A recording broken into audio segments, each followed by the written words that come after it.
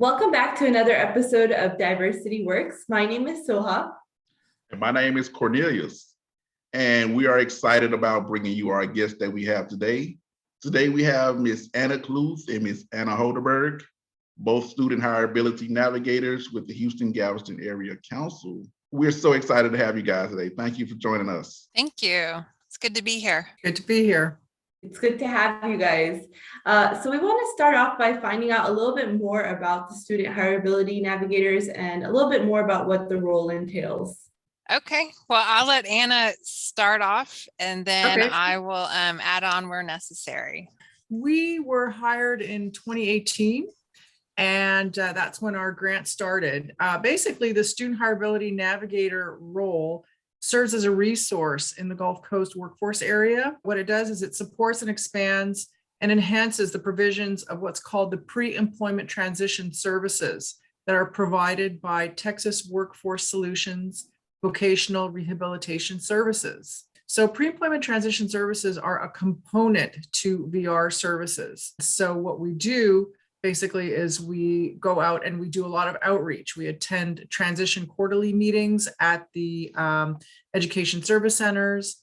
We present pre-ETS to parents at parent orientation functions, fairs, community engagements. And of course, we do virtual conferences in order to outreach these pre-employment transition services.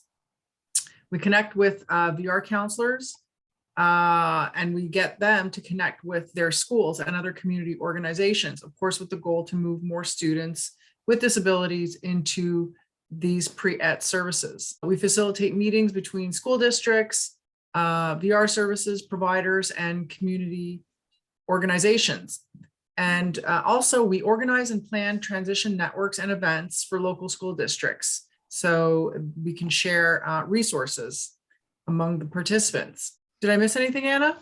I think also just important to note is the reason why this grant started and that we are here is because we do serve such a large region. We have, for the largest region, workforce board in Texas.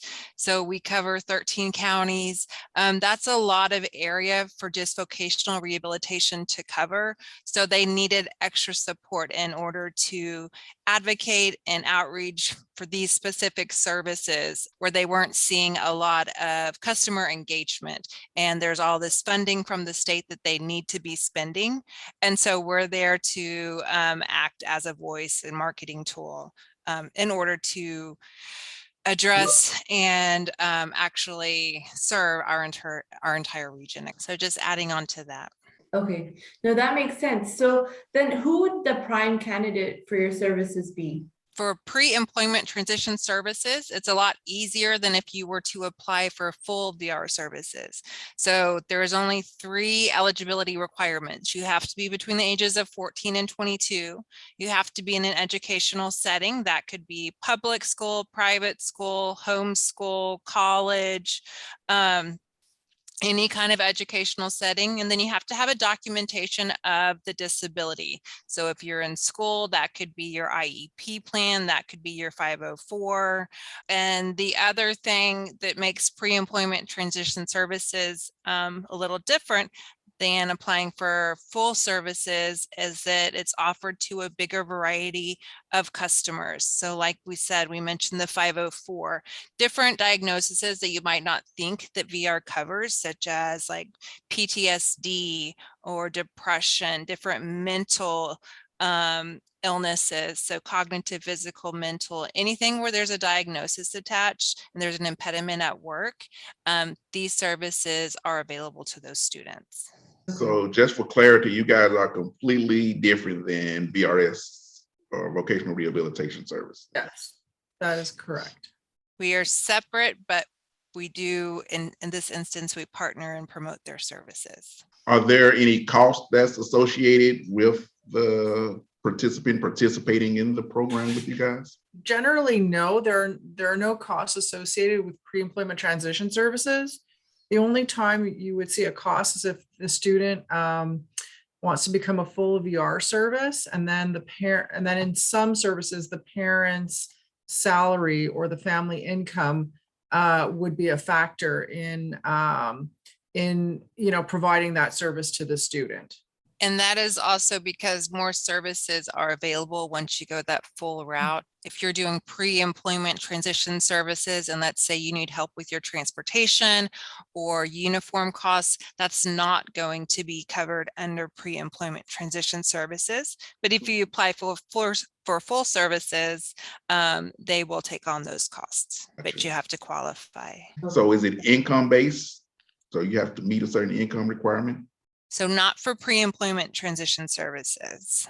Okay. It's just those 3 requirements. It's a 1-page application and finances are not a part of it.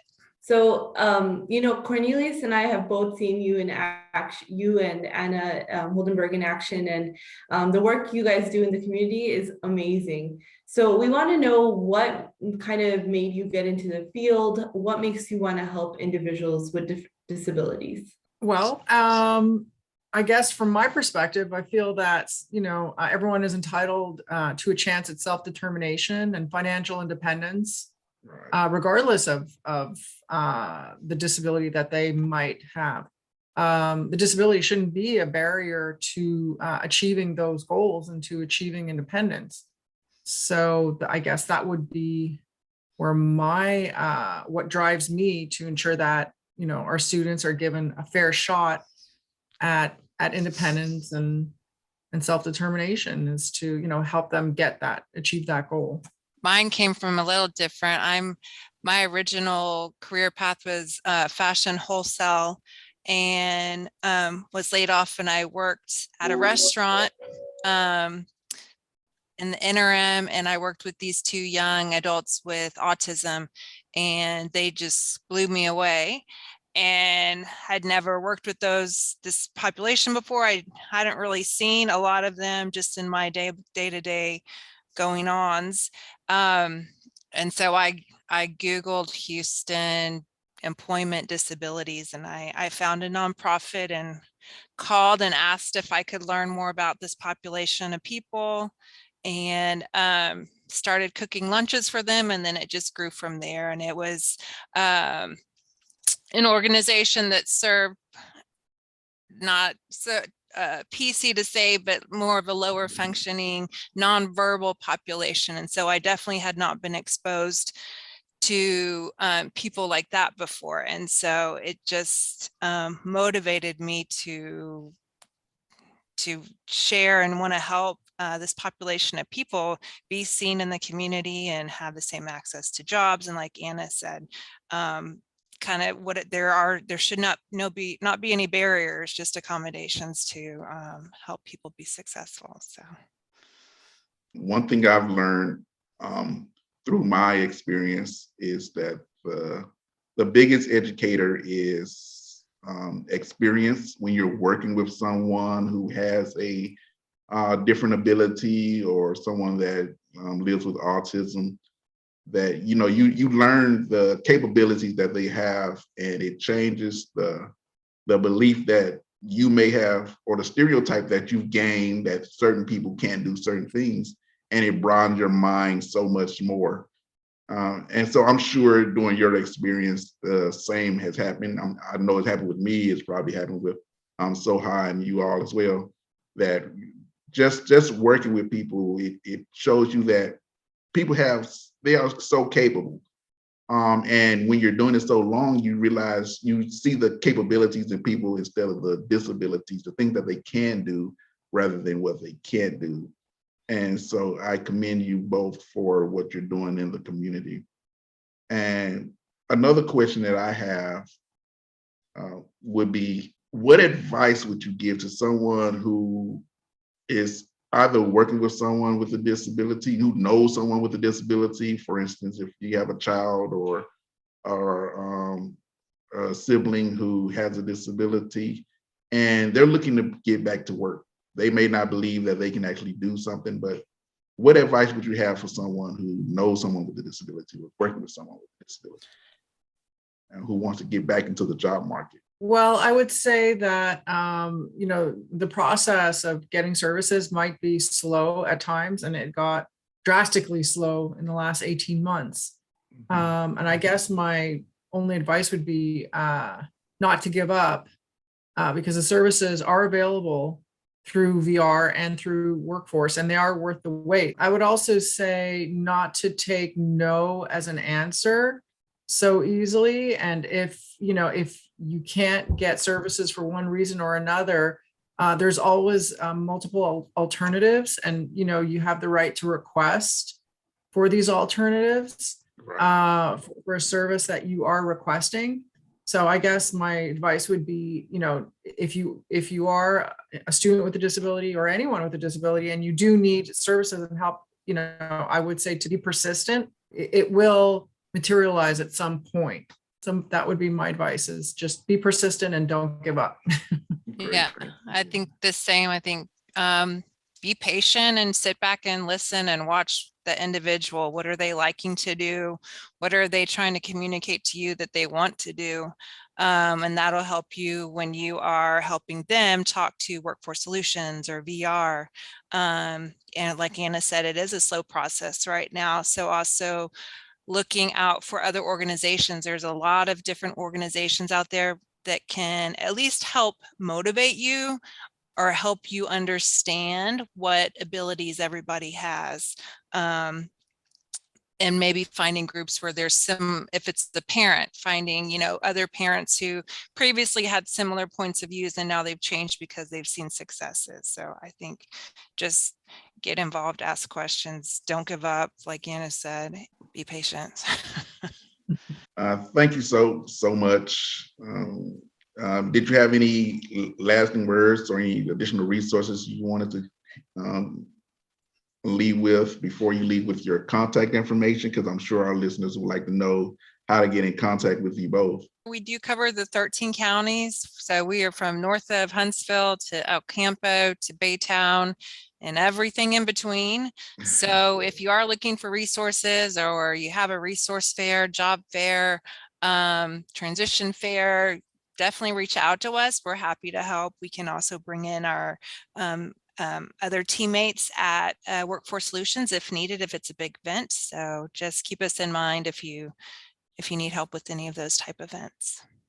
And if you are an employer who is willing to work with students with disabilities and you'd like to provide a work site, please contact us, because we're always looking out for work sites and employers who are open to working with students with disabilities. Of course, we pay their wages and we assume the liability in terms of workman's comp. So if you are open to hiring students with disabilities, please contact us. Can you leave us with your email address so they can shoot you an email? Sure. Anna.Holderberg at WRKsolutions.com.